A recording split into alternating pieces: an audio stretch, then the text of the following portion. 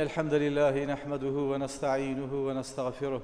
ونعوذ بالله من شرور أنفسنا ومن سيئات أعمالنا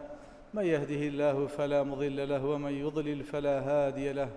وأشهد أن لا إله إلا الله وحده لا شريك له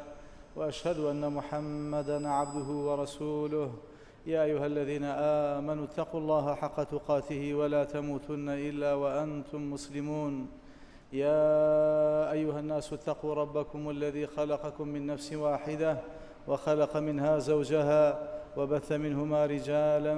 كثيرا ونساء واتقوا الله الذي تساءلون به والأرحام إن الله كان عليكم رقيبا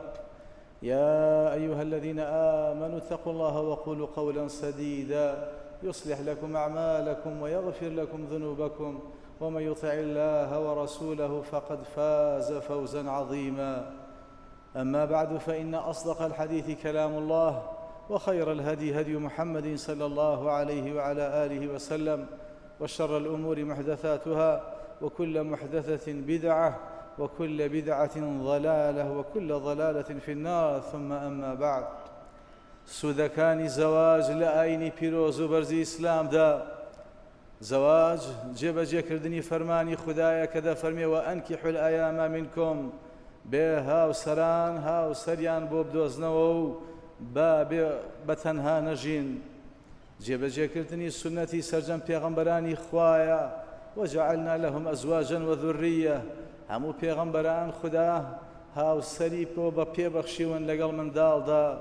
خۆشەویستیشە فەرمێ النکاح من سنتي فمن رغب عن سنتي فليس مني بە هاوسەربوون نەریت و سنەتی بەرزی منە هەر کەسێ پەیڕەوی نەکا بەبێ عوزر بەڕاستی لە من نییە و پەیوەندی بە منەوە نامێنێ زەواج سەربەرزی و شکۆداری پێغەمبەری ئازیزە لە قیامەتە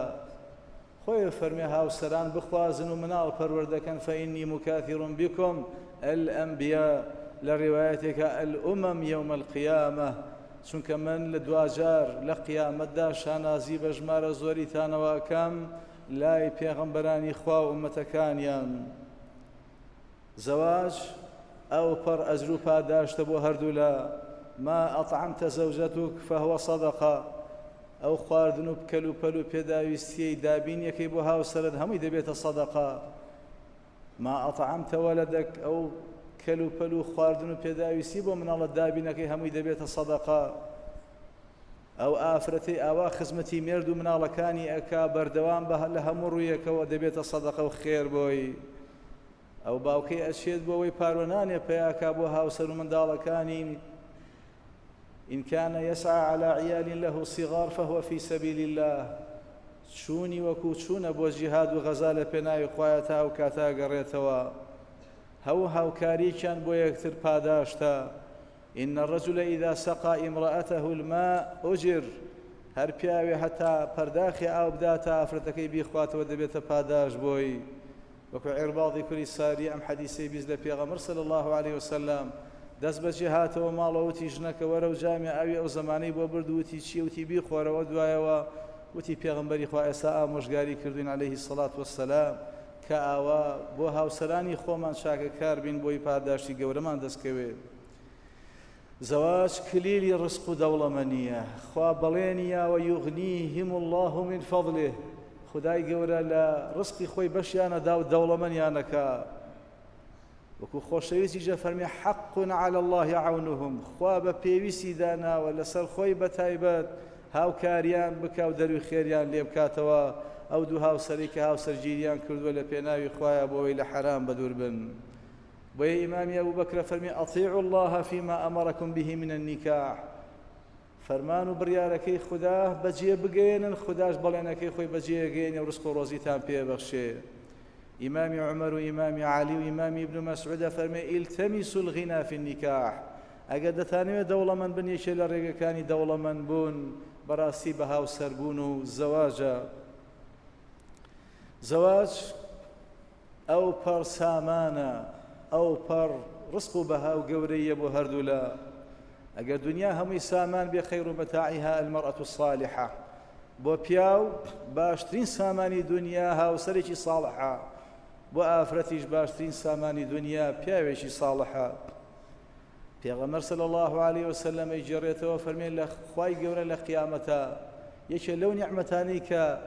بەبیری عەبدەکانی خۆی دێنێتەوە بە پیاوان دەفەرمێ ئەلەم ئوزەویجکە فولانە خەطەبەها الخطاب فەمەنەعتوهم وزەوەجتوک، ئایا فڵانە ئافرەتم نەکردە هاوسەرت، چەندەها کەس داوایان کرد لێم قەدەغەکردن و بۆ تۆم دابین کرد. بە دڵنیاییەوە بەرامبەرەوە ئافرەتە سەنگینانەش هەمان لێپێچینەوە دەکرێت.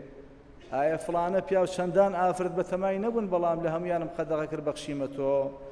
لەبەرەوە خەیر و مەکتەنەزە الناس، گەورەترین گەنجینەی مرۆڤ دڵێکی سپاسگوزارە، قەلبون شاکر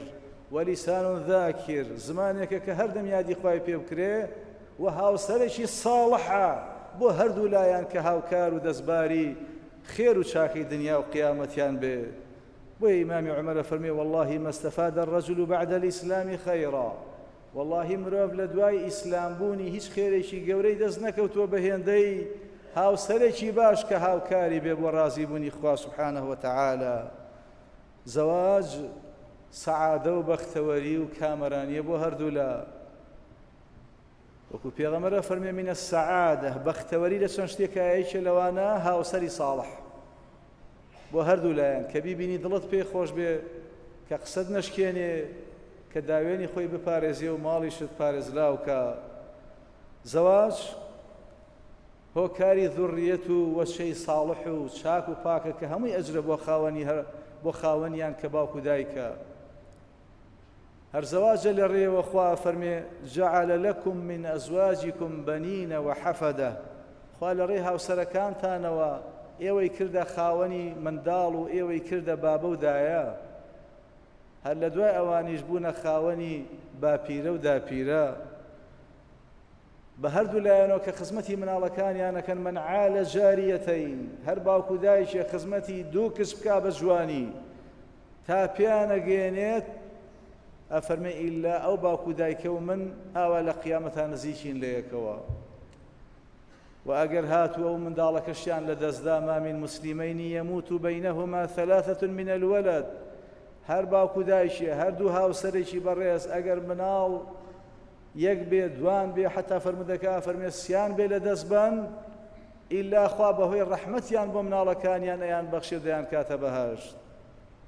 بگرە ئەوانەی کە بە کۆرپەیی مردوون لە بەردەم دەرگاکانی باشتا چاوەڕێی باوکو دایکیانەکەن. خوا فەرمێ بچنە ژوور ئەڵێن حتا يدخل آباؤنا، حتا باوکو دایکمان لەگەڵمان نێتە ژوور ناچینە ژوور. خوای گەورە فەرمێ ادخلوا الجنة أنتم وآباؤكم، خۆتان و باوکو دایکانیشتان لەگەڵ خۆتان بەنە بەهەشت. ئەو باوکو دایکە بەڕێزەی کە منداڵێک لە دەسەدا دڵنیا بێ دوایەوە یەچێتە بەهەشت لەوێ دەبینێت چ کۆشتێکی بۆ ساز و ئامادەیە. بە لەدەستدانی هەموو مناڵێکی خوا فەرموویەتی ئوبنوا له بەیتەن فی الجەنە وسموه بەیت الحەمد، بە هەموو لەدەستدانی مناڵێکی کۆشتێکی تایبەتی بۆ بنیاد بنێن لە بەهەشتدا و ناوی بنێن کۆشکی سوپاسگوزاران. خۆ ئەگەر ئەو دوو هاوسەرش بمرن و پێش مناڵەکانیان دەبێتە سەدەقەی جاریە بۆیان، وەلەد صالح يدعو له، مناڵە ساڵحەکانیان دوعایان بۆکەن، يستغفر له من بعد موته، داوای لە خۆشبوونیان بۆکەن. ئەوانیش کاتێ دخوا دەیان گێنێتە بەهەشت سەرسامن بەو پلۆپایە خۆیان، ئەڵێن خوایە ئەم پلۆپایە بەهۆی چیەوە دەستمان کەوت؟ ئەفەرمێ بئیستیغفاری وەلەدیکە لەکە من بعدک، چکە منداڵەکە لە دوای خۆ داوای لێخۆشبوونی بۆ کردی، بە دوعای مناڵەکەت بوویتە خاوەنی ئەم بەها و گەورەیە. هەر ژن و مێردە لە قیامەتە خوا تاجی ڕێزە خاتە سەرسەریان، پۆشاکی ڕێزە کاتە بەریان. خۆیان دەڵێن بەهۆی چیەوە ئەمەمان دەستکەوتە؟ فەرمێ ئێوە لە دنیاە بئەخذی وەلەدیکم القورئان، چکە لە دنیاە ئێوە مناڵەکەتان فێری قورئانە کرد. هەر هاوسەریەکە وا ئەکات قەناعەتی هەردوو لا ئەگۆڕێت. المرء على دين خليله، ئینسان لەسەر دینی هاوڕێکێتی. نزیکترین هاوڕێی سەر ئەرز هاوسەرە، کەواتە ئەو پیاوە لەسەر دینی ئەو ژنا بێ، ئەو ژنەش لەسەر دینی ئەو پیاوە بێ. لەبەرەوە دەبێ بزانن بەرامبەر چۆن یەکتر هەڵەبژێرن بۆەوەی بە هەردوو لایەنە بگەنە بەختەوەری گەورە و تەواو. زەواجەوە کاکە عیب و عارمان داپۆشراو بێ و سومعەمان بەرز بێ و ڕێز و شکۆمان هەبێ لای خەڵکان بەگشتی. خوا فەرمێ هن لباس لكم وأنتم لباس لهن پیاوان ئێوە پۆشاکن بۆ ژنەکانتان ئەی ژنان ئێوەش پۆشاکن بۆ مێردەکانتان پۆشاک یعنی جوانت دەکا یعنی ئەو ژنە بەو پیاوە شخصیەتی هەیە ئەو پیاوەش بەو ژنەوە شخصیەتی هەیە پۆشاک ئەو پارێزێ لە سەرما و گەرما و مەترسی کەواتە قەڵغانە ئەو پیاوە بۆ ئەو ژنە ئەو ژنەش قەڵغانە بۆ ئەو پیاوە پۆشاک عەیبە و عاری ناوە داپۆشێ کەواتە ئەی پیاوە عەیبە و عارە داپۆشراوە بەهۆی ئەو خێزانە بەڕێزەتەوە و ئەویش هەروەها خەڵک گومانی خراپیان پێ نابە پلە و ڕێز و سنجینی و پایەی خۆیان هەیە لەناو کۆمەڵگایە زەواجەوە کات کە ئینسان خاوەنی ئیمانی تەواو بێ و دامەزراو ئەو پیا و ژنانەی ئەنکەح لله فقد استەکمەلە نصف الإيمان ئەگەر لەبەرخوا هاوسەریان کردبێ هەردووچیان دەبنە خاوەنی ئیمانی کامڵ و تەواو ئەکمەل المؤمنین ئیمانا شێ لە هەموو بڕواداران ئیمانی کامڵترە ئەلطەفهم بئەهله ئەو ژنەیە کە زۆر نەرمونیان و گونجاوە لەگەڵ هاوسەرەکەی یا ئەو پیاوەیە بەرامبەر ژنەکەی و ژنە بەرامبەر پیاوەکەی چاکترین کەسانی کۆمەڵگا لای خوا چێن خەیڕکم لئەهله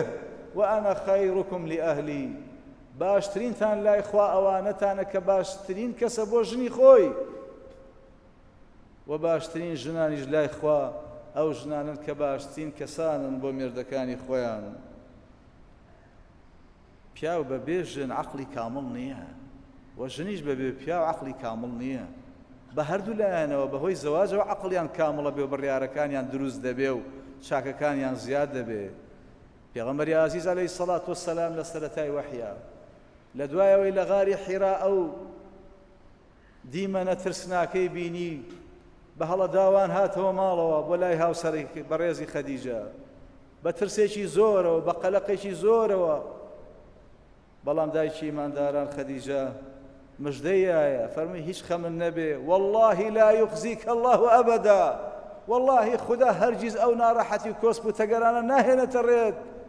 چکە تۆ کەسێکی وانی تۆ چاکەکاری لەگەڵ خزمانتە تۆ هاوکاری لێ قەوماوەکانەکەی تۆ ئەوە ئەەکەی ئەوە ئەەکەی هەتا وردە وردە دڵی دایەوە ئێگە ژنەکەی ئەوەی تری تۆ قانابی و تا شێت بووی کاکە تۆ لە چوو هاتیتەوە آخر باوکم ئەگەر خەدیجە نەبووایە ژنێکی بووایە مێردەکەی بچیە بۆ ئەو شاخە و لە ئەشکەوتێکە عیبادەت کە ئەیوب با بە شێت بۆ بیایەتی بەو شاخە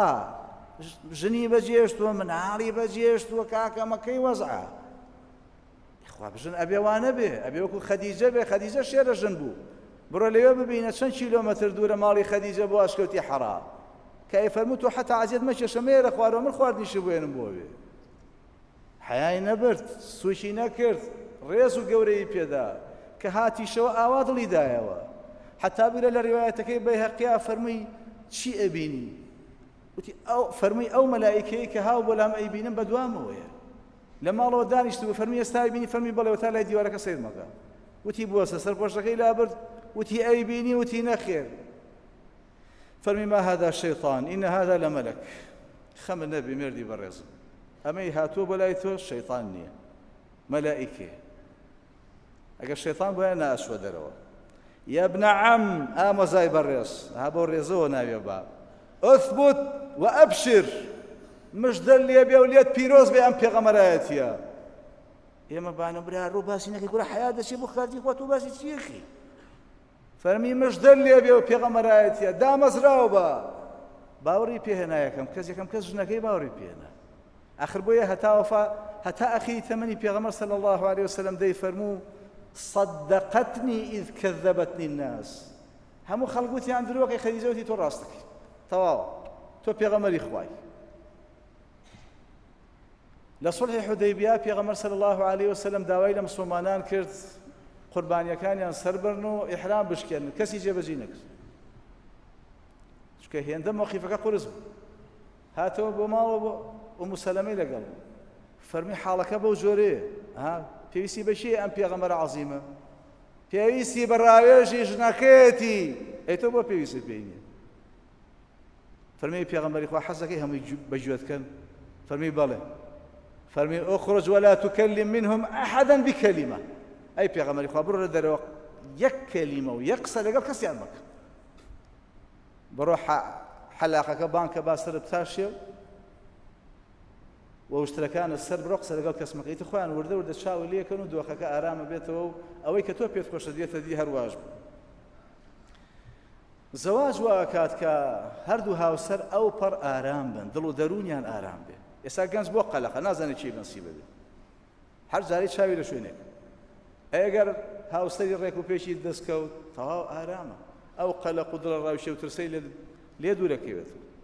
جعل منها زوجها ليسكن إليها خوا هاوسەری بۆ داناوە بۆی لەگەڵ ئەو هاوسەرەیە ئارام بێت آخر هاوسەری بۆ ئێوە داناوە ئەی پیاوان لتسكنوا إليها بۆی ئێوەش ئارام بن ئەو پەڕ ئارامی و دڵە خۆشی و کامەرانی و مێهرەبانی و خۆشحاڵی مرۆڤ بەڕاستی لەگەڵ هاوسەری خۆیایەتی زەواج وا کات کە پیاوان و ژنان پارێزراو بن لە فیتنە پارێزراو بن لە زۆر لە خراپە و تاوان آخر پێغەمبەر فەرمی صلی الله عليه وسلم ئەگەر زەواج نەکرێت تەکن فتنة في الأرض وفساد كبير فتنە و ئاژاوەیەشی و بەڵا و مصیبەت و دەرد و بەڵا و کێشە و گرفت و کورە هەڵوەشانەوەی هەموو خێزانەکان هەڵوەشانەوەی میلەت و ئومەتی بەدوادێ هەمووی لەکوێوە دەستی پێ کرد لە ڕووخانی خێزانەوە لە ڕووخانی هاوسەرگیری بینی ئەم دوانەوە بۆیە خوا ڕەحم بە کۆمەڵگامان بکا کە ڕێژەی تەلاق زۆرە ئەوە بەڕاستی ترسناکە جێی مەترسێکی گەورەیە چکە هەمومان بە خێزانەکانەوە یەک شعبین یەک ئومەتین خێزان ئاوای لێبێ بەڕاستی ئومەتمانەکەوێتە خەتەرەوە لە ڕێی زەواجەوەیە کە خزم کە سوکاری تازەت بۆ دروست دەبێت ئەلێ کاکە تۆ لەوا چێ براکانەوەکو پێویست ڕێزە نەگرین دەی برای هاوسەرانت دەبنە برای دووەمت خوشکانی هاوسەرانت دەبنە خوشکی ڕاستەقینەت باوکو دایکی ئەو بەرکە خەسوو خەزوورتە هەندێک جار ئەوەندە خوا پێدەبەخشێ ڕێک و پێکە لە باوکو دایکی خۆت بگرە یاوەکو ئەو دڵسۆزن یا لەو دڵسۆزترن بۆ تۆ زەواجەوە ئاکات کە ئینسانەکان هەوڵ بن و نەوەستن و کۆششکرد بۆەوەی ژیان دابینکەن بۆ خۆیان و منداڵەکانیان بۆیە هەندێک زانایانە فەرمێ زەواج بڕوا بە پێش هەندێک لە نافیلە و سونەتەکانیشە بۆیە لای هەندێک عولەما و فوقەها فەرمێ زەواج هەندێک جار واجبە هەندێک جار سنەتێکی موەکەدی پێغەمبەرە صلی الله عليه وسلم آخر هەر زەواجەوە ئاکا کە هەردوو لایەن دەستبار و هاوکاری یەکتر بن ئەم پیاوە لە دەرەوە هەموو کەرەستە و هەموو پێداویستێک بۆ ئەمە ئافرەتە سنجینە و مناڵەکانی دابینەکە و ئەم ژنەش ئەم سەنگەرەی ماڵەوەی بۆ گرتووە بە چاچی بڕوات بێ هەندێک جار ئافرەتمان هەیە سنجینترە لە پیاو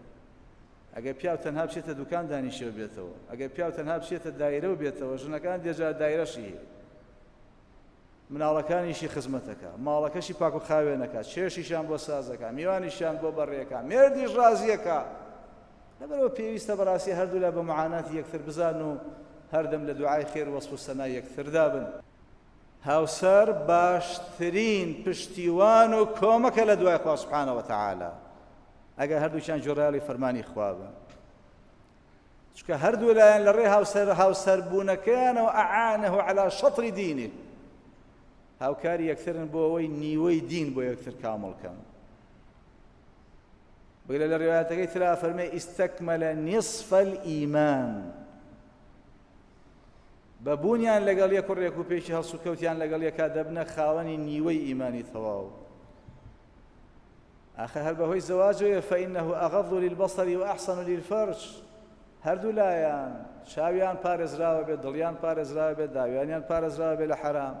هاوکاری یەکترەکەن لەسەر چاکە و خێر ڕەحیم الله ڕەحمەتی خوارە چێ بێ لەو هاوسەرەی کە شەو هەڵەسێ و هاوسەرەکەی بە خەبەر دێنێتەوە دوورکات نوێژەکەن ئەگەر وا بکەن کوتیبا من الليلة من الذاكرين الله كثيرا والذاكرات ئەوە هاوسەرەکان یارمەتی یەکترە دەن و دەبنە ئەو پلە بەرزە بۆ چونکە هەردوو لایەن بەیەکەوە خێر و چاکە بینن ئەخر زەواجەوە کات کە ئێمە ساڵح بین هەندێک جار تۆ ساڵح نی بەڵام ژنەکە ونە نەسیحەتەکە ساڵح بی و هەندێک جاریش بەعەکسە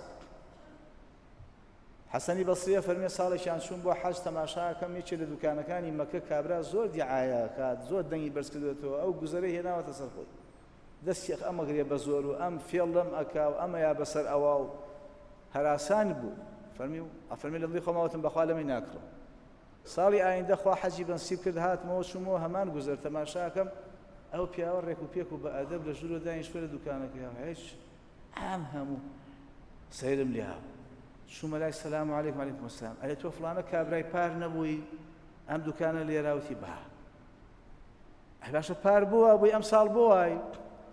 فەرمی هاوسەرێکی خراپم هەبوو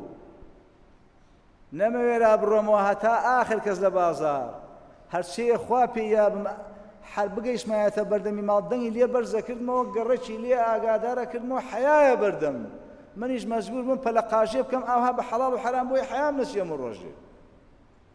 بەڵام خوا لە کۆڵی کردمەوە ئێستا خوا هاوسەرێکی تری یاوەمەتێ ساڵح مسڵمان چاکە کار بەیانی ئەمێ بڵێم خوا حافیزەڵێ بوەستە بیرت بێ ئێمە ئارام مەگرین لەسەر برسێتی هەتا ئێوارە بەڵام بەخوا ناتوانین ئارام برین لەسەر ئاگری جەهەنەم خۆشت بە سووتان مەیە و ئێمەش بە سووتان مەیە حەڵاڵ بوو بیهێنەوە حەڵاڵ مەبوو هەر مەیهێنەرەوە ئەیویتم منیش پاڵە ماوەتەوە لێ خوا ناردی بە حەڵاڵی بەمەوە نەژبوو پشت دەسوورم کە لە ماڵەوە هیچ کێشە گرفتم بۆ دروست نابێت هەر زەواجەکەوە کە هەردوو لا دەوڵەمەندە بن هاوسەرەکان بە تایبەت ئەو ئافرەتانەی کە دایمەن لە کۆمەچی مێردەکانیانان پێغەمبەر صلی الله علیه وسلم وەصفی خەدیجاکە بەچی واستنی بمالیها یخوا پێغەمبەر صلی الله علیه وسلم هەژار بوو خەدیجە ژنە تاجیرێکی دەوڵەمەندی شاری مەککە بوو ئەفەرمێ هەموو سامانەکەی کردە خزمەتی خۆم و ئەم داوای ئیسلامە چۆن بیرمە چ ئەبێ ژن ئاوا بێ هەچیە خوا پێیاوە لە میراتی لە مارەی خۆی خوا فەرمێ ئەگەر بە ڕەزابوونی خۆی بەخشیە ئێوەی پیاوان فەکولوه هەنیئەن مەریئا یا خوانۆشی گیانتان بێ و حەڵاڵ و زەڵاڵە کورە بگرە ئیبن مەسعود فەقیر بوو زەینەبی ژنی چووتێ پێغەمبەری خوا ئیبن مەسعود زۆر دەستکورتە منیش ئەمێ زەکاتی ئاڵتونەکان بم بە ئیبن مەسعود کە مێردمە ئەشێ فەرمی بەڵێ پێشێ ئەو چاکترە لە پێشا بێ بە مەیە بە خەڵکیتر چونکە ئەو دەستکورتە هیچی پێ ناکرد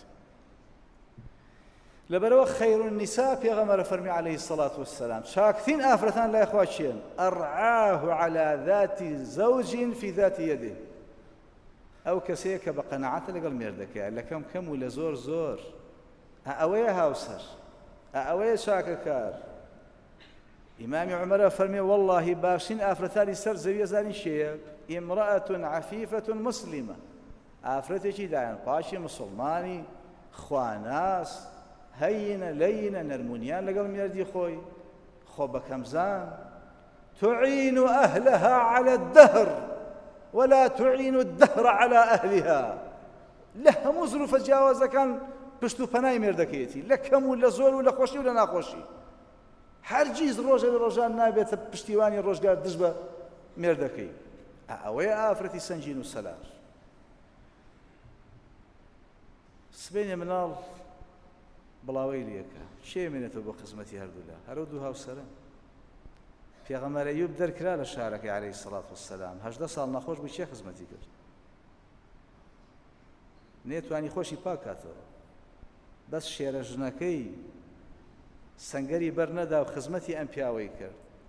بە ڕۆژی ئەچوو کارەکەری ماڵانیە کرد و دوو کولێری پێیا کردی هێنایەوە بۆ مێردەکەی خۆ مێردەکەی توانای هاتنە دەرەوەشی نەمابوو هەر سارا بوو خزمەتی پێغەمبەر ئیبراهیمی کرد وڵات و شار بە شار دوای کەوتە پشتیوانی لێ کرد هەر خەدیجە بوو خوای لێ ڕازی بێ پشتیوانی پێغەمبەری عەزیز بوو عەلەیهی الصەلاة وەسسەلام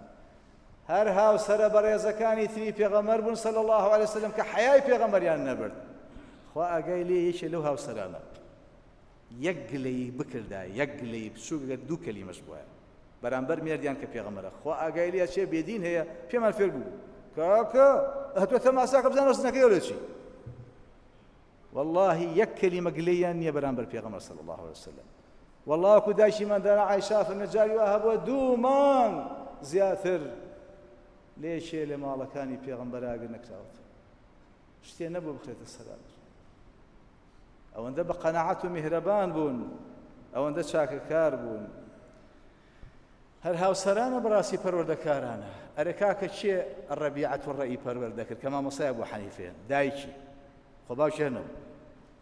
چێ ئەبوو حەنیفەی پەروەردە کرد هەر دایکی چێ ئیمامی مالیکی پەروەردە کردی بە مالیک هەر دایکی چێ ئیمامی شافعی پەروەردە کرد هەر دایکی چێ ئیمام ئەحمەدی کوڕی حەنبەلی پەروەردە هەر دایکی چێ ئیمامی ئەوزاعی پەروەردە کرد هەر دایکی چێ ئیبن تەیمیە پەروەردە کرد هەر دایکی و دوو براکەی هاوسەران دە بابزانن چەنە سەنگینن و بە هەندێک جاریش بەعەکسەوە گەر ئافرەتەکە وەکو پێویست نەبێ باوک قودوەی گەورەیە بۆ مناڵەکانی پێیان نەگەێنێ و دەیان کا بە پیاوانێکی گەورە و میهرەبان کە هەموو خەڵکانی سەرزەوی ناو شۆرەتیان چین لە دوای چین ببیستن و چاکەیان بە هەموو لایەکە بڵاو بێ زەواجەوە ئاکات کە ئەو ژن و پیاوە لە پیلانەکانی شەیتان پارێزراو بن پێغەمبەری خوا صلی الله علیه وسلم فەضلی ئامۆزای بینی تەماشای کچێکەکە هەردوو لایەن تەمەن گەنجن فەرمووی فەلەم ئەئمەن الشەیطان عەلەیهما ترسام شەیتان هەردووشیان تووشی پیلانێ داوێ بەڵایە بکە لەبەرەوە ئیبن مەسعودە فەرمووی النساء حەبائل الشەیطان داو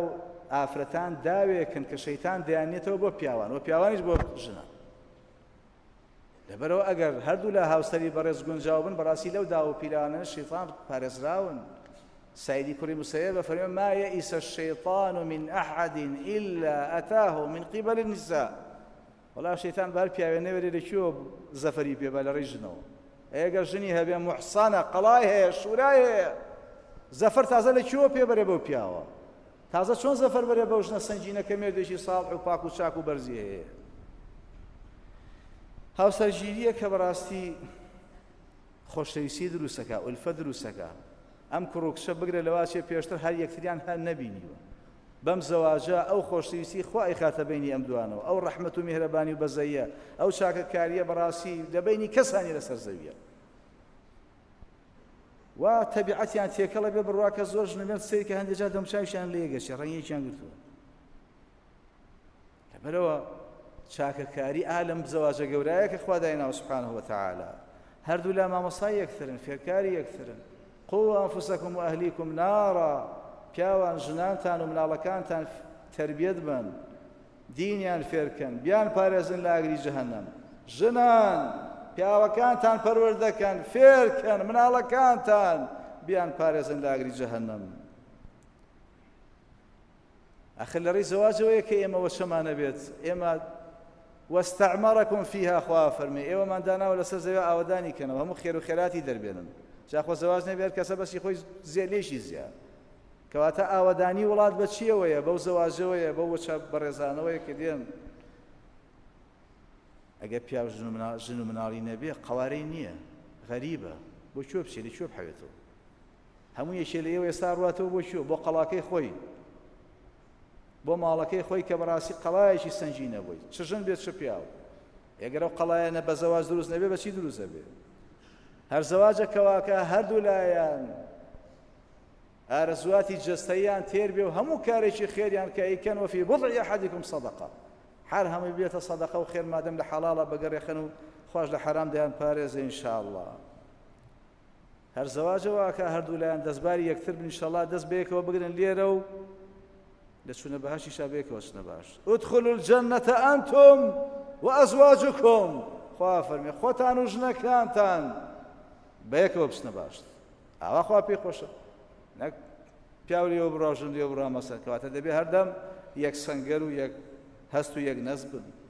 خۆ لە ڕاستی شاوەکو پێغەمبەر صلی الله عليه وسلم بە ئافرەتەکەی فەرموو ئەذات بعل أنت مێردە هەیە وتی بەڵێ فەرمی ئاگادار بە فإنما هو جنتك ونارك جەهەنەم و بەهەشتی تۆ لە دنیا و قیامەتا چییە مێردەکەت ئەشتۆم بیل ئەگەر هەردوو لا گونجاو بن بەهەشتی دنیا و قیامەتیان ئەگەر گونجاویش نەبن خوا پەنامان با خوا بیان گونجێنێ بەڵایەکی گەورەیە هەر زەواجەوە کات کە پێغەمبەر صلی الله علیه وسلم هەتا مردن بیری ناچێتەوە خەدیجە هەر یادی ئەکات هەر دوعای خێری بۆ بکات لە هەموو خێرەکە بەشداریەکە هەرچەنە هەموو هاوسەرانەشی هێناوە ئاوا پیاوە بەسفەتە بەرامبەر ژنی خۆی کە لە دنیا دەرچوو ئاوا ژن بەسفەتە بەرامبەر مێردی خۆی بگرە هەندێک جار ئافرەتان دامەزراوترن معاویە کە خەلیفەی موسڵمانان بوو ناردیە داوای نائیلە کە ژنی ئیمامی عوسمانی کوڕی عەفانە وتی لا ئەبغی بعوثمان رەجولا هەموو پیاوی دنیا ناگۆڕمەوە بە عوسمان چۆن شووەکەم دوای عوسمان دوایی ناردی بەلای ئوم الدەردا وتی من شوو بکەم أبو الدرداء مردم إجراء ولا بيغمر صلى الله عليه وسلم أي فرموا المرأة لآخر أزواجها جنب آخر مرديتي والله همك يا دنيا ناقور مو أبو الدرداء فاطمة كشي عبد الملك يجني عمر يكون عبد العزيز هروايوت هەروتیان باشە خۆتۆ لە دنیاە کە عومەر لە ژیانە بوو هەموو ئاڵتونەکانی لێ زەوت کردی وتی هی باوکت ئەو برا خەلیفەکانتە بە زوڵم پێیاوی بە بیکەرە خەزێنەی مسلمانانەوە ئێستا خۆ عومەر نەماوە بۆ ناچی بێریتەوە وتی والله ما كنت لأعصيه حيا ولا ميتا والله چۆن لە ژیانیە سەرپێچیم نەکردووە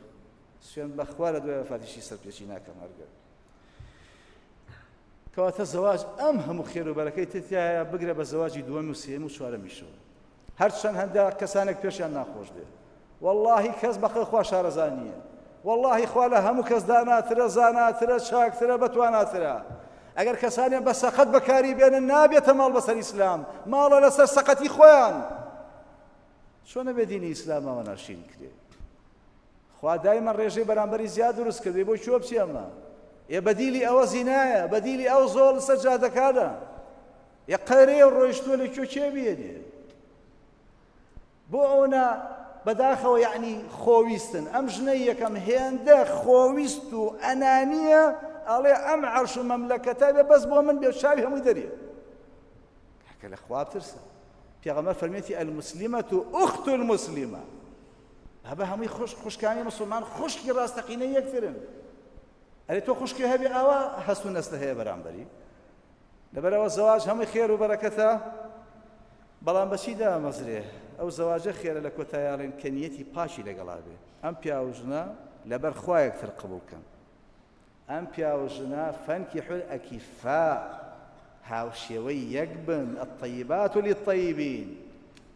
خۆی لە چپ لەو ئاستێکە دەبێ بگەڕێ بە دوای هاوشێوەیەکی وەکو خۆی ودەبێ بەڕاستی تەقوای خۆیان هەبێت تاوانیان نەبێ عاشروهن بالمعروف چاکەکەن لەگەڵ یەکترە دەبێت دوعاکەن بۆ یەکتر بۆی خوا سەرکەوتویان کات لەم پرۆسەیە و کۆتاییەکەی بەخێر بگەێنێ